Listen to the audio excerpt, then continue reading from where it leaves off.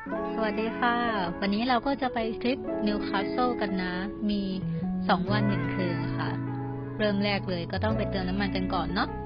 คนขับก็จะมีภูค่ะ แล้วก็เนวิเกเตอร์สาวน้องเจนนี่ ตามด้วยผู้ร่วมชะตากรรมอีกหนึ่งพี่โมนาค่ะ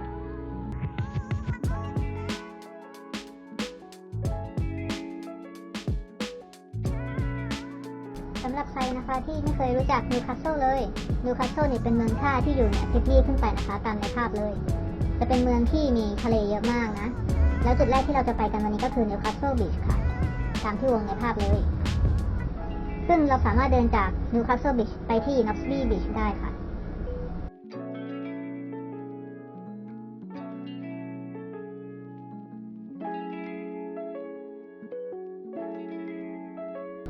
การเดินทางนะคะใช้เวลาประมาณ2 ชั่วโมงค่ะแต่อันนี้คือเดินทางจากมหาลัยแมคควอรีนะคะไปที่นิวคาสเซิลบีชค่ะ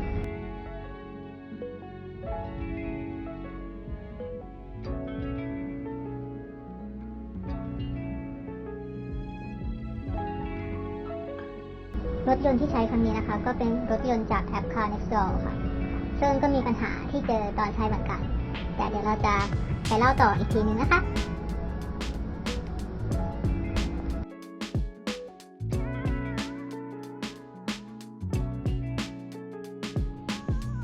หลังจากเติมน้ำมันกันเสร็จแล้ว เราก็ไปที่คาเฟ่กัน ไปกินอาหารเช้าสักนิดก่อนออกเดินทาง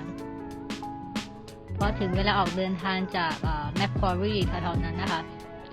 ก็ย้ายไปนั่งอีกคันหนึ่ง ซึ่งก็คือคันที่ต้าขับ นี่ค่ะต้า และเนวิเกเตอร์ของคันนี้ก็คือพี่จุนนะฮะ หรือเรียกว่าจุนก็ได้ แล้วก็มี3 สาว ตอน 2 มีพี่นิ่ม ชมพู่ พี่โมนาส่วนแถวหลังก็เป็นเรากับโคอี้นะคะ ออกเดินทางกันเลย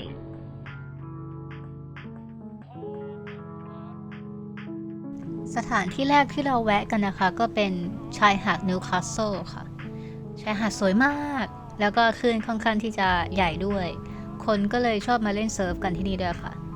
แต่ก็จากภาพนะคะวันที่ไปก็คือลมแรงมาก หนาวมาก ก็ไม่เข้าใจว่าทำไมเราถึงชอบไปเที่ยวทะเลช่วงที่อากาศหนาวๆไม่เข้าใจเหมือนกันค่ะหนาวจัด ถึงสถานที่แล้วก็มีแวะถ่ายรูปนิดนึง เป็นพิธี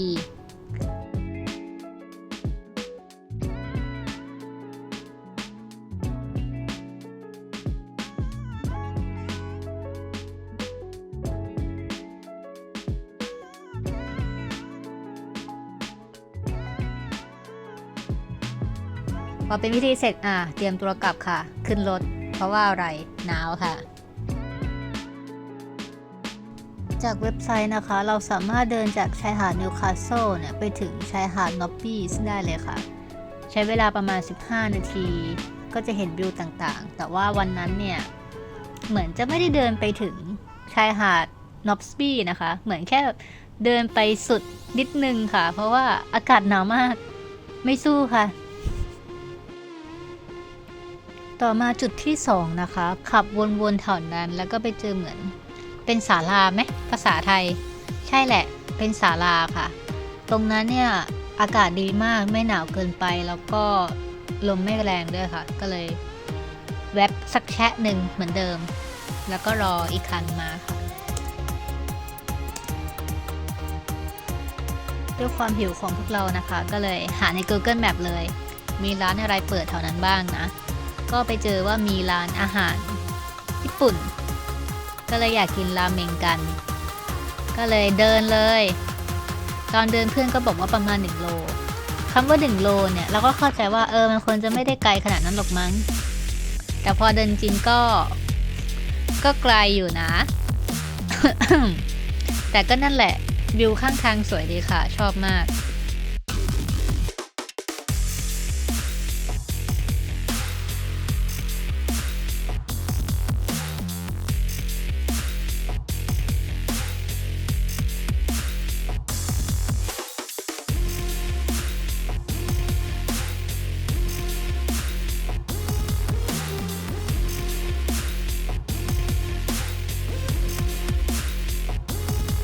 แล้วก็ถึงแล้วกับร้าน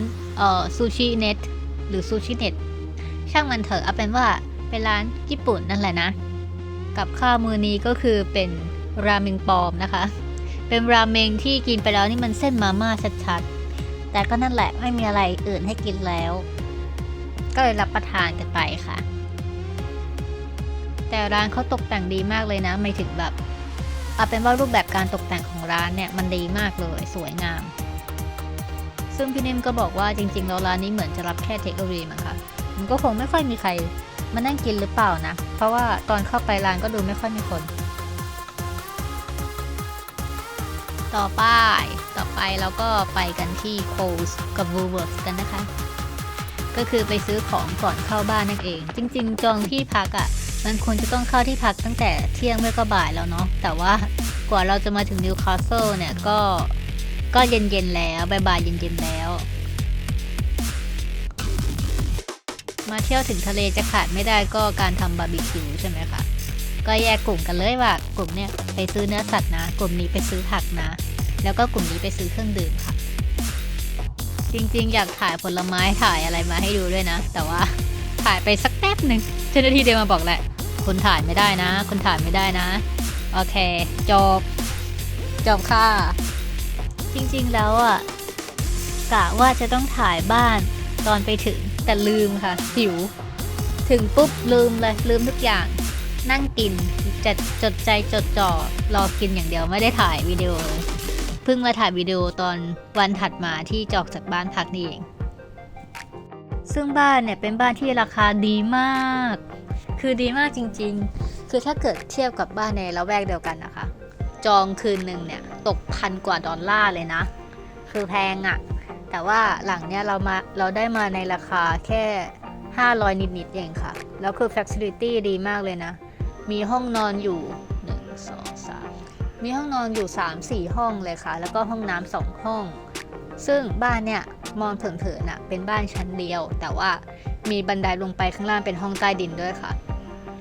แล้วห้องใต้ดินน่ะนึกอารมณ์หนังฝรั่งอะที่แบบมีเตียงนอนแล้วก็มีแบบโต๊ะพูลโต๊ะสนุกเกอร์แล้วก็มีทีวีอะค่ะคือมันดีเลิศอยู่นะเสียดายคือห้องน้ำชั้นบนนะคะเหมือนเขาอาจจะยังไม่ซ่อมหรืออะไรซัมติงก็คือล็อกไม่ได้เนาะเพราะงั้นใครที่มาพักตามเนี่ยก็กะเกณฑ์กันดีๆจะอาบนะจะเข้าห้องน้ำก็เอาเก้าอี้มาวางไว้หน้าประตูค่ะช่วยได้เยอะแต่ก็นั่นแหละ$500ถูกมากจริงๆแล้วคือครัวสวยมากนะคือครัวใหญ่มากเลยค่ะทำอาหารได้สะดวกมากแล้วก็มีโต๊ะมีทีวีพื้นที่ห้องนั่งเล่นตรงระเบียงสวยมากเหมือนกันมองออกไปอ่ะก็จะเห็นเป็นลานสนามหญ้าเลย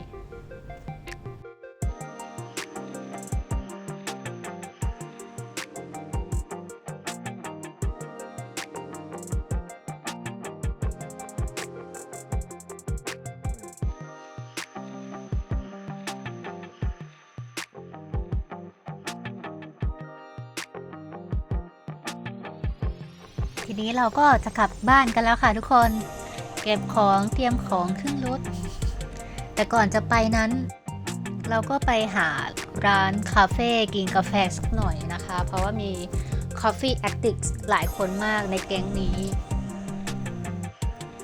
พอกินคาเฟ่กันเสร็จนะคะเราก็แวะไปดูรอบๆดูบริเวณบ้างอุตส่าห์มาทั้งทีเหมือนจะไม่ค่อยได้ทำอะไรเลยก็ไปพบกับวิวค่ะสวยมากคือเป็นวิวเรือยอชท์ที่จอดเรียงกันแล้วน้ำที่เนี่ยเขาใสมากๆนะคือเห็นเป็นเงาอ่ะบอกเลยว่าในวิดีโออ่ะยังสวยไม่เท่าของจริงอ่ะคือคุณต้องมาด้วยตัวเองมันสวยมากจริงๆ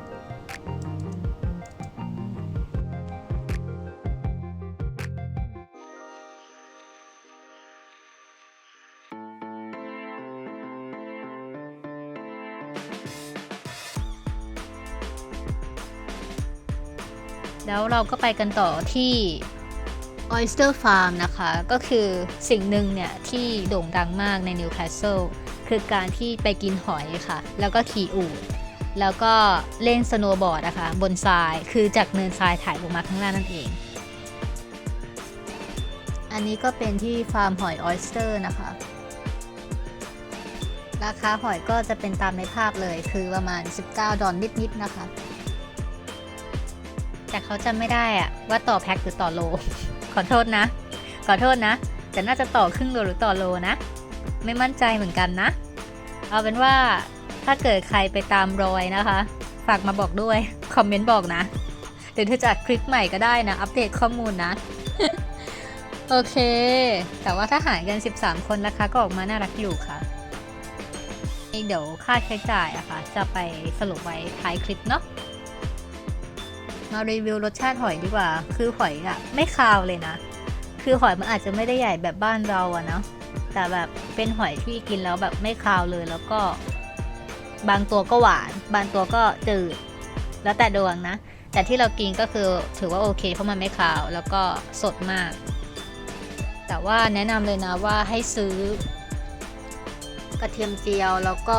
น้ำจิ้มซีฟู้ดแล้วก็น้ำพริกเผาไปเองนะ เพราะว่าที่ร้านนะมันไม่มีนะ มันขายแต่หอยจริงๆนะ คือมันก็อาจจะมีน้ำจิ้มนั่นแหละแต่ว่าน้ำจิ้มของฝรั่งมันก็ไม่แซ่บเท่าน้ำจิ้มซีฟู้ดของไทยถูกไหมเพราะงั้นนะคะอย่าลืมเตรียมไปด้วยเนาะเพราะว่าตอนซื้อเสร็จอะข้างหน้าร้านนะคะเขาจะมีที่นั่งอยู่เราก็นั่งกินตรงนั้นได้เลยอย่าลืมเตรียมชูมาด้วยนะกับน้ำเปล่าอะไรแบบนี้จุดต่อไปนะคะเราก็ไปกันที่แอนนาเบกับสโนว์ดูนค่ะจากจุดในภาพนะคะก็เป็นจุดที่เขาเอารถน่ะขับลงมาจอดกันจริงๆก็คงจอดเป็นเรียงเป็นคันไปอะเนาะแต่เผอิญเราอะกลุ่มเราอะค่ะตั้งใจที่จะมาขี่อูฐแต่วันที่ไปเนี่ยวันพุธนะคะอูฐปิดค่ะทุกคนอูฐปิดค่ะไม่ได้เช็คเลยค่ะแต่โชคยังดีอูฐปิดแต่ว่าสโนว์บอร์ดไม่ปิดค่ะเพราะงั้นถ้าเกิดใครจะมานะคะรบกวนเช็คก่อนเนาะว่าแบบเฮ้ยวันที่เราไปเนี่ยอูฐมันปิดหรือเปล่าเข้าอูฐกลับบ้านหรือเปล่านะคะก็ลองเช็คดูก่อนเนาะเผื่อแบบคราวหน้าคนที่ไปฉันไม่ไปวันพุธแล้วปรากฏไปวันอาทิตย์เขาดันเปลี่ยนอีกวันอาทิตย์เอาอูฐกลับบ้านอีกซวยนะคะ ทีนี้นะคะหลังจากที่เจรจากับเขาเรียกว่าอะไรอะทัวร์เหรอใช่แหละเป็นทัวร์สโนว์บอร์ดนะคะซึ่งในทัวร์เนี่ยก็จะมีการพาไปชายทะเลไปตามหาหอยนะคะหอยตัวเล็กๆแต่ไม่ได้จับมากินได้นะคะคือหาเฉยๆนะคะเดี๋ยวในวิดีโอก็จะมีโชว์ให้ดูนะคะว่าหายังไงแล้วก็จะพาไปที่เนินทรายค่ะแล้วก็มีสโนว์บอร์ดให้ใช้ซึ่งทางทัวร์ก็บอกว่าเดี๋ยวมาอีกทีอีก20 นาทีนะตอนเนี้ยรถที่จะพาไปยังไม่เสร็จซึ่งข้างๆสโนว์ดูนตรงนี้ค่ะเป็นแอนนาเบย์จะมีพวกคาเฟ่กระจิกลิฟต์อะค่ะแล้วก็มีห้องน้ำเนาะเราก็เดินไปกันเลย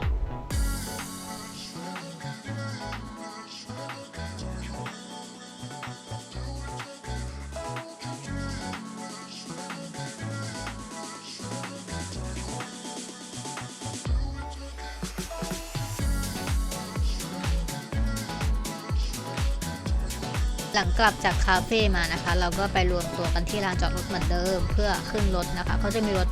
ใหญ่ๆเลยรถคณะทัวร์เลยแล้วก็ขึ้นไปนั่งเขาก็จะพาไปที่ชายหาดแถวนั้นแหละแล้วเขาก็จะพาไปหาหอยด้วยการถอดรองเท้านะคะแล้วก็เอาเท้าเนี่ยเขี่ยกับทะเลทรายไม่สิเขี่ยกับทรายตรงทะเลนั่นแหละคือเขาบอกว่ามันง่ายมากเลยนะแต่ว่าเขาทำโชว์ให้ดู10 ครั้งเขาทำได้แค่2 ครั้งเราอาจจะมาไม่ถูกหน้าหอยก็ได้นะบอกไม่ถูก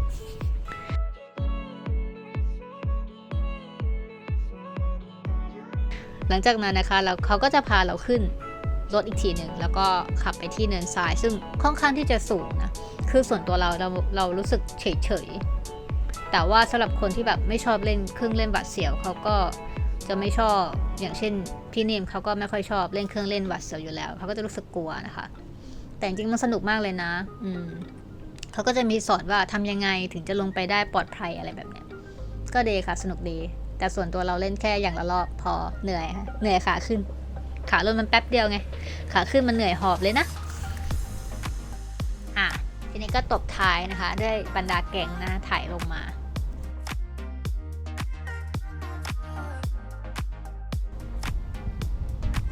เสร็จจากนี่นะคะเราก็ขึ้นรถแล้วก็ตรงดิ่งกับแมคควารีทันทีเลยค่ะจบต่อไปเป็นค่าใช้จ่ายนะโดยรวมสรุปแล้วนะคะถ้าเกิดมา13 คนเนี่ยทริปนี้นะคะก็ตกประมาณ 210 ดอลลาร์ ต่อคนนะ นี่คือเราได้ที่พักถูกแล้วนะ ก็คือได้แค่ที่พัก$500 ซึ่งก็ถูกแล้ว ถ้าใครมีคำถามอะไรสงสัยก็ทิ้งไว้ข้างล่างนะ เดี๋ยวเรามาตอบบางทีเราทำคลิปอะเราก็แบบลืมว่าจะใส่อันนี้นี่นาแต่ไม่เป็นไรมาถามได้แล้วเดี๋ยวเราตอบ ขอบคุณที่ติดตามค่ะ บ๊ายบาย